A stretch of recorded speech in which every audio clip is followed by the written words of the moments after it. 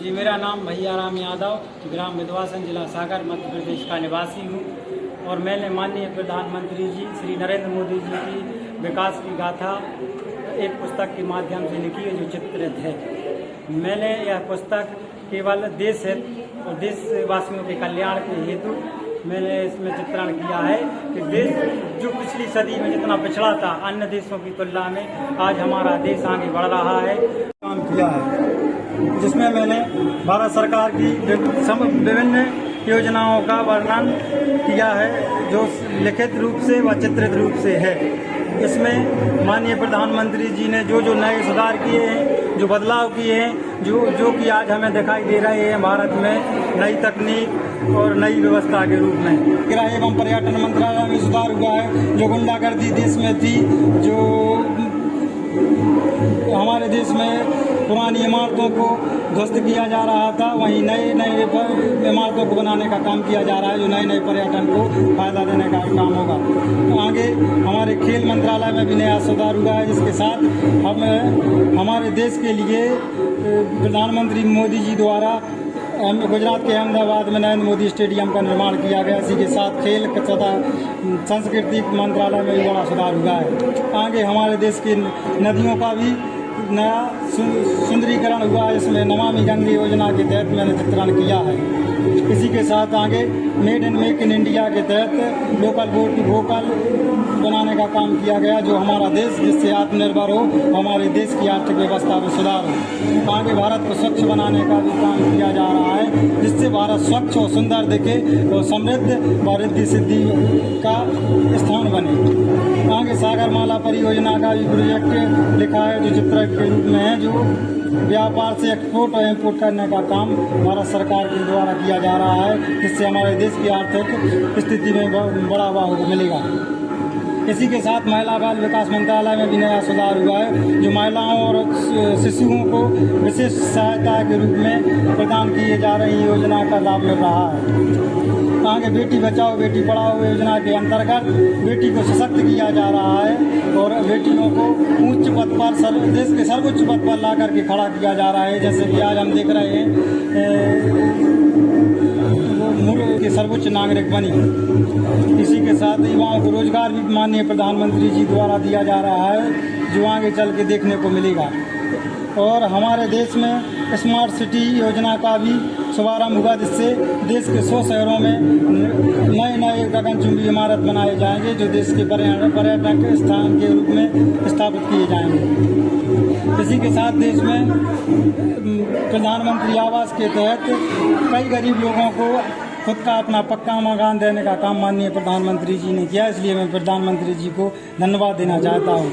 इसी के साथ आगे माननीय प्रधानमंत्री जी ने उज्ज्वला योजना के तहत मुफ्त का गैस सिलेंडर कनेक्शन कराया, जिससे कई प्रकार की फायदा हमारे देश की महिलाओं को हुई है। आगे चल के किसान भाइयों को भी बहुत प्रकार की सहायता माननीय प्रधानमंत्री जी द्वारा दी गई, जिससे आज हमें कई प्रकार की राहत सहायता प्रधानमंत्री के माध्यम से मिली है, जैसे कि किसान कल्याण योजना, किसान सम्मान निधि योजना और आगे कृषि सिंचाई योजना के अंतर्गत है। भारत सरकार की रोजगार मंत्रालय द्वारा देश के 100 करोड़ की राशि से देश के युवाओं को रोजगार देने का लक्ष्य रखा गया है, जो 2024 तक है। भारत के श्रमिक एवं मजदूरों को भी विभिन्न प्रकार की सहायताएं भारत सरकार द्वारा दी जा रही हैं, जिससे देश के मजदूर और श्रमिक भाइयों को लाभ मिला है। देश के दिव्यांग एवं वृद्धजनों को कई प्रकार के लाभ भारत सरकार द्वारा दिए जा रहे हैं, जैसे कि वृद्धा पेंशन, विकलांग पेंशन के अंतर्गत और अन्य सुविधाएं भी उपलब्ध हैं। देश की न्याय एवं कानून व्यवस्था में भी नया सुधार हुआ है, जिससे आज देश का हर प्रकार से सुधार हो रहा है।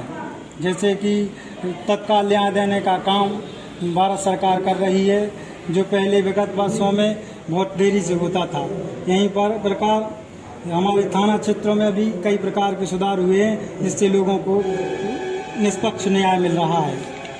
आगे चल के जातीय एवं जनजातीय विभाग में भी बड़ा सुधार हुआ है, जो हर वर्ग को सहायता देने का काम किया जा रहा है। हमारे देश के अल्पसंख्यक भाइयों को भी बहुत प्रकार की सुविधाएं भारत सरकार द्वारा मिल रही हैं। आगे चल के नई शिक्षा नीति के माध्यम से शिक्षा समागम के माध्यम से हमारे देश में नई शिक्षा का उल्लेख किया गया है, जिसमें नई शिक्षा की रणनीति बनाई गई है। और इसी के साथ स्वास्थ्य विभाग में भी हमारे माननीय प्रधानमंत्री ने विशेष प्रकार की सुविधाएं उपलब्ध कराई हैं, जैसे आयुष्मान योजना, ऐसी कई अन्य योजनाएं हैं जिसका मैंने चित्रण किया है। हमारे भारत सरकार द्वारा, माननीय प्रधानमंत्री जी द्वारा देश की ऊर्जा क्षेत्र में भी नए सुधार हुए हैं, जिससे के प्रकार नए बिजली कनेक्शन गांव-गांव तक पहुंचाए गए।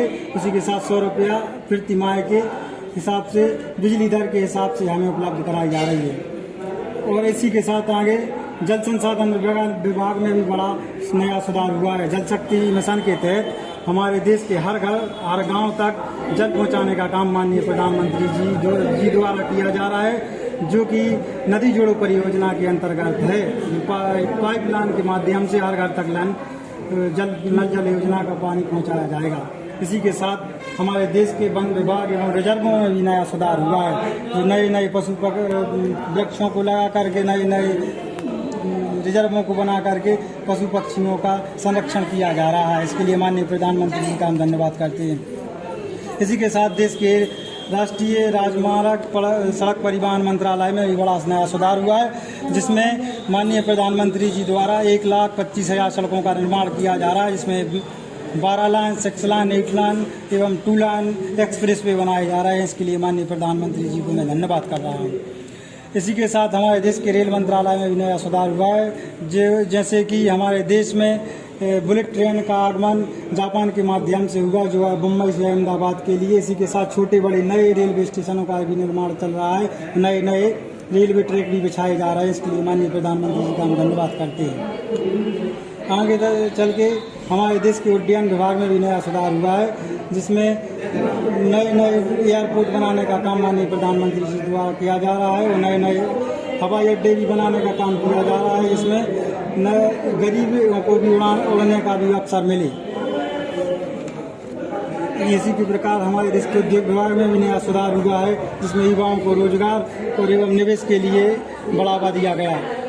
आगे देश के व्यापार एवं इम्पोर्ट एक्सपोर्ट में भी नया सुधार हुआ है, इससे देश में बड़ा फायदा मिला है।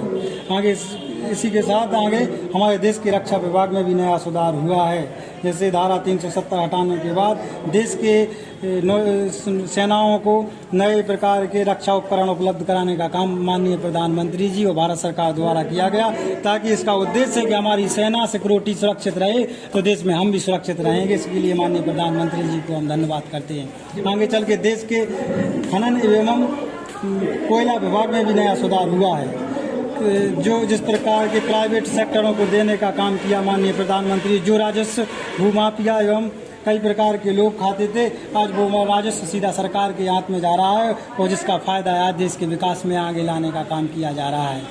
आगे चल के हमारे देश के दूरसंचार एवं भौतिक विज्ञान, रासायनिक विज्ञान एवं संचार विज्ञान में नया सुधार हुआ है, जिसमें आज 4G से 5G जैसे टेक्निक